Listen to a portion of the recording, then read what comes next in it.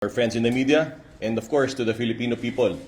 Lalong-lalo po sa lahat po na nag-aantabay sa mga kaganapan dito at lalong-lalo na po sa lahat po naging biktima nitong si Norman Mangusin. We are here today to announce the arrest of Norman Mangusin, aka Francis Leo Marcos. Actually, may isa pang pangalan yun. Norman Antonio Alejandro. On February 24, 2026 at about 11:10 a.m., the CIDG Regional Field Unit, National Capital Region, arrested Norman Mangusin, aka Francis Leo Marcos, at Sheraton Hotel, Pasay City, by virtue of a arrest warrant for violation of Article 287 or unjust vexation of the Revised Penal Code in relation to Section 6 of Republic Act Number 10175 or the Cybercrime Prevention Act of 2012. The warrant of arrest was issued by Honorable Leilani Marie Dacanay Grimares, Presiding Judge, RTC Branch 294 of Parañaque City, with recommended bail of 120,000 pesos for 12 counts of unjust vexation.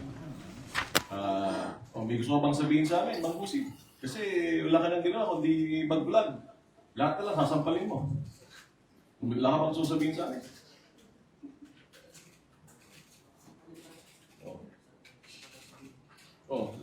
Yung mga general na pinapaya mo, yung mga 4 na colonel na pinapaya mo, yung NBI na sinasampal mo, yung LTO'ng kalbo, kamo, kasi Lakanilaw.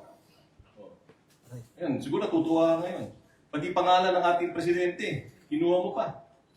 Hindi ka naman Marcos. Isang malaki kang kahihiyan. Kaya hindi kami titigil dito sa Napolco, hindi kami titigil dito sa PNP na mahuli ka. Kasi marami ka ng pinuruwisyong tao.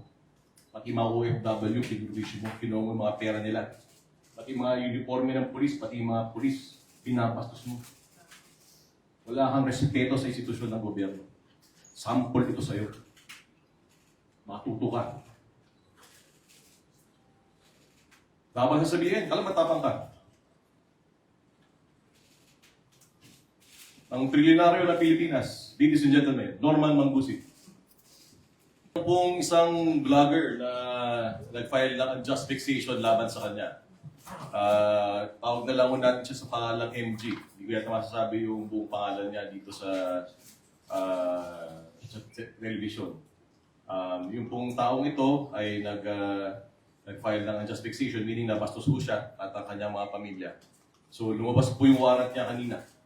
At yung pong kasong na-file niya noon, kanina lumabas.